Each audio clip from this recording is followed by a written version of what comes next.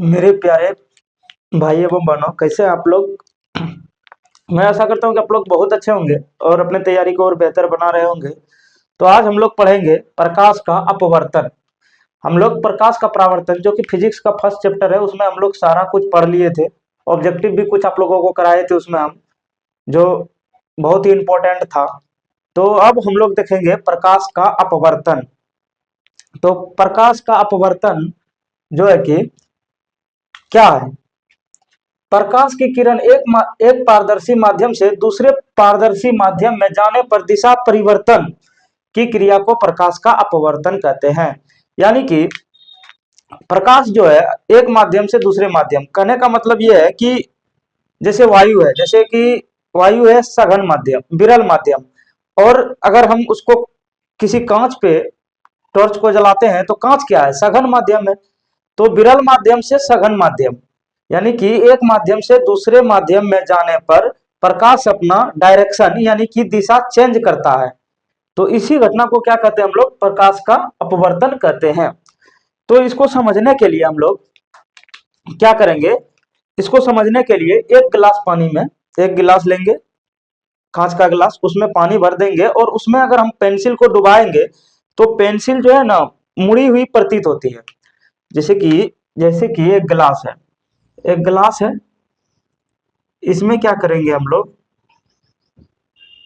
एक गिलास में अगर हम किसी पेंसिल को डालते हैं ऐसे करके, ऐसे करके अगर हम पेंसिल को डालते हैं तो क्या होता है ना, यह मुड़ी हुई प्रतीत होती है। यहाँ तक पानी भरा हुआ है, अगर इसमें पूरा इसमें पानी भरा हुआ है, भरा हुआ है, तो यहाँ से क्या होता है ना, ये मुड़ी हुई प्रतीत होती है। मतलब यहाँ से हमको इस प्रकार का देखने को मिलता है, लगेगा कि पेंसिल है सीधा लेकिन इस प्रकार का मुड़ी हुई दिखती है। तो इस घटना को क्या कहते हैं हम लोग, प्रकाश का अपवर्तन के कारण इस तरह मुड़ी हुई दिखती है ये।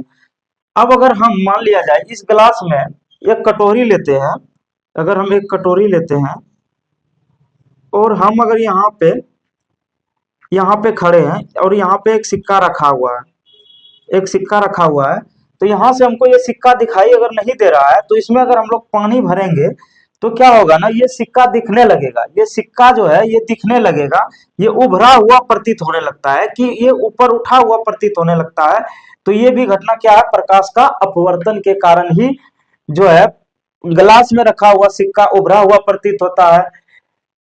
पानी में अगर पेंसिल को डालते हैं तो वो मुड़ा हुआ प्रतीत होता है। ये सब क्या है कि अपवर्तन के, प्रकाश के अपवर्तन के कारण ही होता है। यानी कि प्रकाश यहाँ से सघन माध्यम से विरल माध्यम से सघन माध्यम में प्रवेश करता है और क्या होता है ना कि ये मुड़ जाता है, इसे करके मुड़ जाता है, ये मुड़ जाता है, हल्का सा मुड़ जाता है और यहाँ से फिर रिटर्न हमारी आंखों तक आता है। तो ये क्या होता है, उभरा हुआ प्रतीत होता है। तो ये क्या है, अपवर्तन का ही एक कारण है, जिसके कारण हमें सिक्का, पानी में रखा सिक्का उभरा हुआ प्रतीत होता है।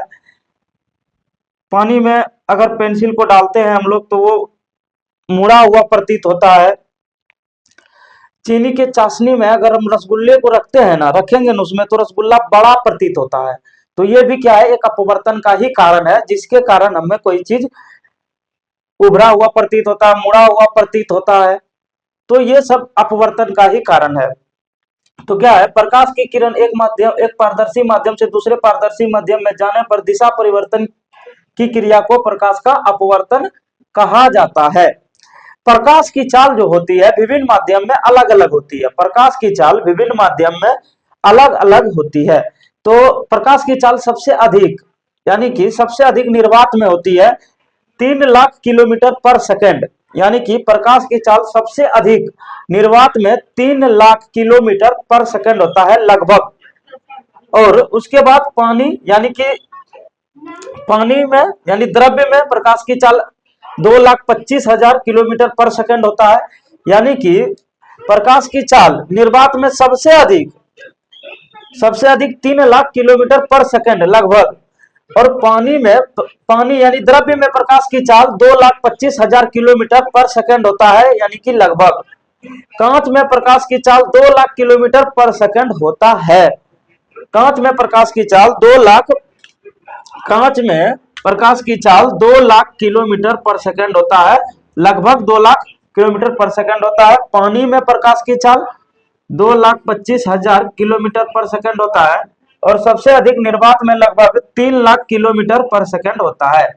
तो सबसे अधिक निर्वात में और सबसे कम कांच में, सबसे अधिक प्रकाश की चाल निर्वात में और सबसे कम प्रकाश की चाल कांच में होता है। ये क्वेश्चन पूछा भी गया है आपके प्रीवियस ईयर में। आप देखिएगा कि प्रकाश की चाल न्यूनतम होती है, उसमें 4 ऑप्शन दिया हुआ था, तो कांच में, जल में, निर्वात में, ऐसे करके, और इनमें से कोई नहीं, इस तरह का दिया हुआ था। तो सबसे कम किसमें होता है? कांच में, लगभग 2 लाख किलोमीटर पर सेकंड होता है और सबसे अधिक निर्वात में 3 लाख किलोमीटर पर सेकंड होता है।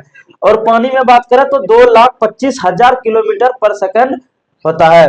तो सबसे अधिक निर्वात में और सबसे कम कांच में। यहां से क्वेश्चन पूछा गया है आपके प्रीवियस ईयर में। आप अपने प्रीवियस ईयर को उल्टा के देख सकते हैं कि सबसे कम प्रकाश की चाल होती है, ये क्वेश्चन पूछा गया है, 2 लाख किलोमीटर पर सेकंड, और किसमें होती है? कांच में होती है।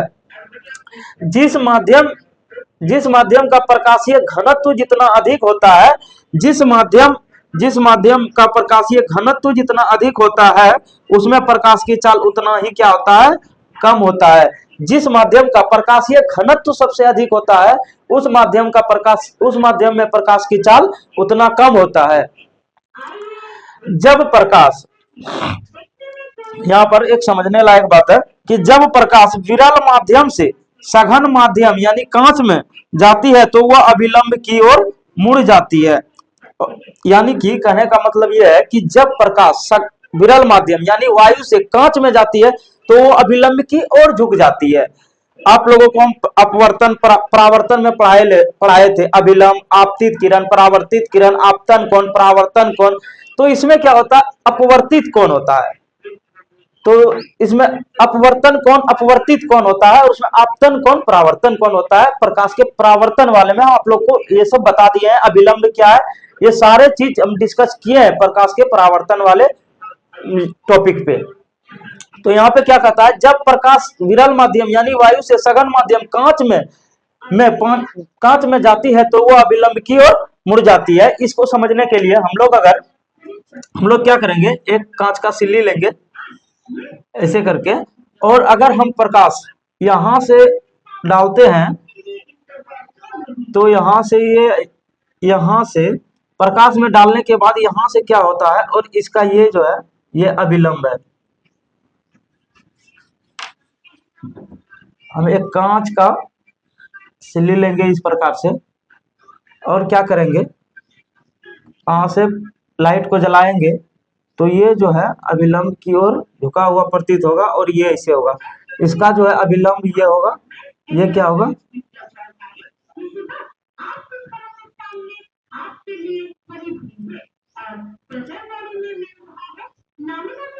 ये जो है ऐसे होगा, ये इसका यहाँ पे इसका लंब होगा यहाँ पे। तो क्या होता है ना कि यहाँ पे इसका अभिलंब है,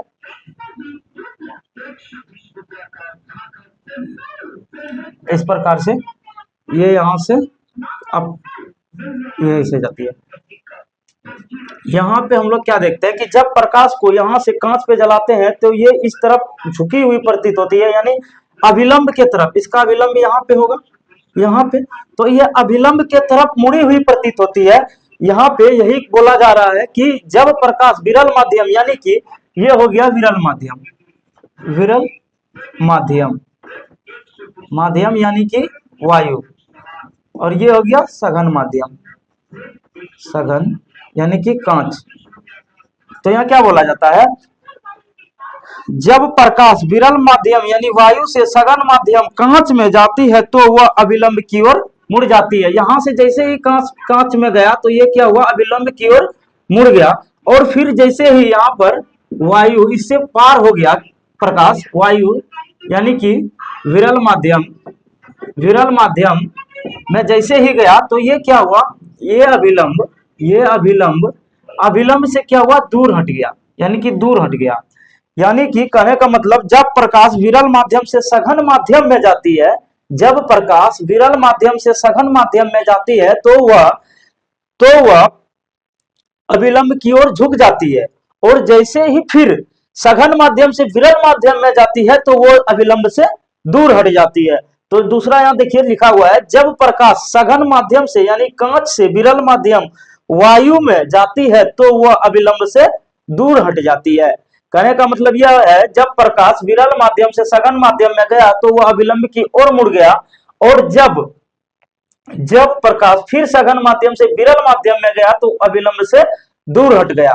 तो यानी कि जब प्रकाश सघन माध्यम से, जब प्रकाश विरल माध्यम से सघन माध्यम में जाती है तो वह अविलंब की ओर मुड़ जाती है, और जब प्रकाश विरल माध्यम से, जब प्रकाश विरल माध्यम यानी कांच से सघन माध्यम यानी वायु में जाती है तो वह अविलंब से दूर हट जाती है।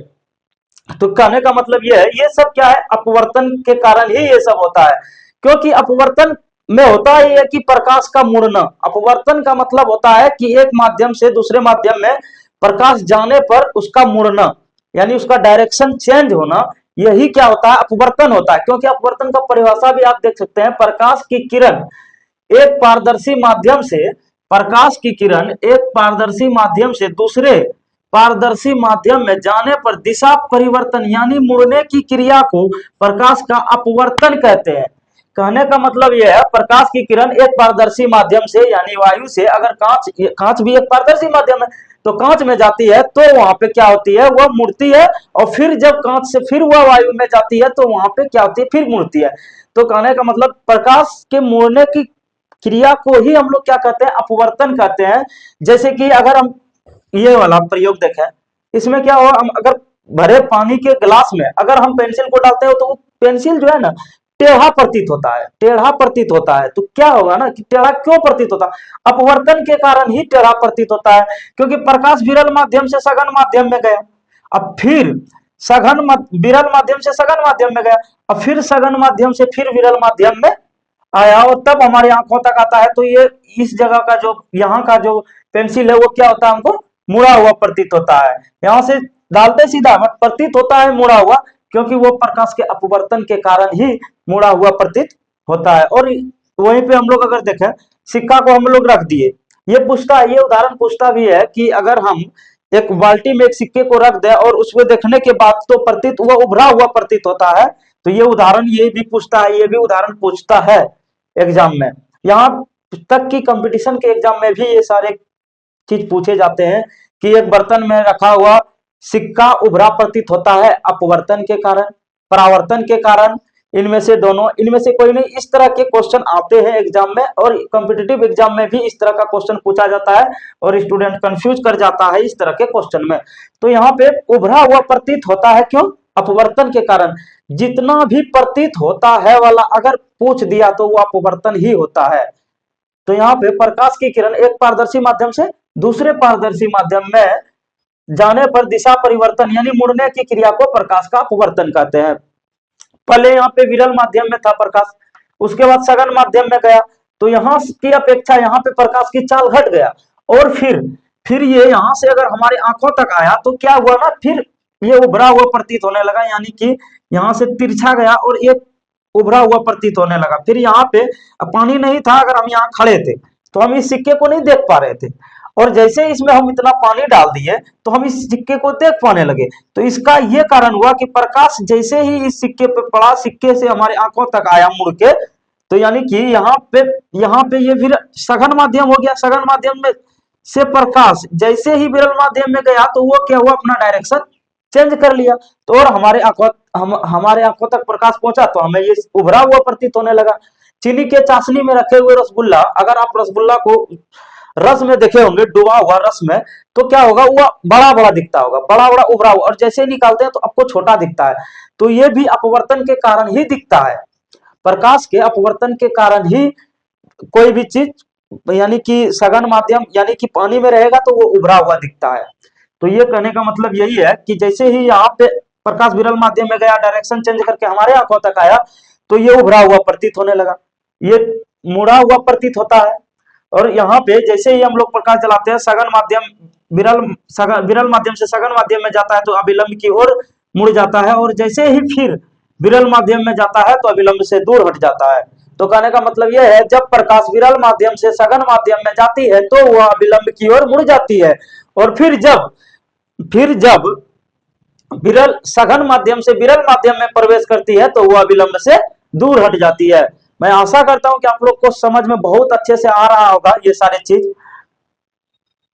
यहाँ पे देखिए, सबसे अधिक प्रकाश की चाल निर्वात में होती है, लगभग 3 लाख किलोमीटर पर सेकंड। उसके बाद द्रव्य यानी पानी में होता है 2,25,000 किलोमीटर पर सेकंड। उसके बाद कांच में होता है यानी कि 2 लाख किलोमीटर पर सेकंड। सबसे अधिक प्रकाश की चाल निर्वात में होती है, और सबसे कम प्रकाश की चाल कांच में होती है। जिस माध्यम का प्रकाशीय घनत्व जितना अधिक होता है उसमें प्रकाश की चाल उतना ही कम होता है। जिस माध्यम का प्रकाशीय घनत्व जितना अधिक होता है उस माध्यम में प्रकाश की चाल उतना कम होता है। जब प्रकाश, यहां पे समझने वाला बात है कि जब प्रकाश विरल माध्यम से सघन माध्यम में जाती है तो वह अभिलंब की ओर मुड़ जाती है। अभी हम लोग यहाँ पे अभी आपको बताए भी किस तरह से मुड़ता है, अभिलंब की ओर मुड़ता है, और फिर जब प्रकाश सघन माध्यम से विरल माध्यम में जाता है तो वह अभिलंब से दूर हट जाता है।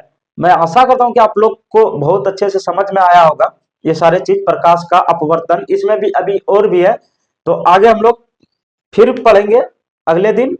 तो तब तक के लिए इतना ही, मिलते हैं फिर हम लोग एक नए टॉपिक के साथ।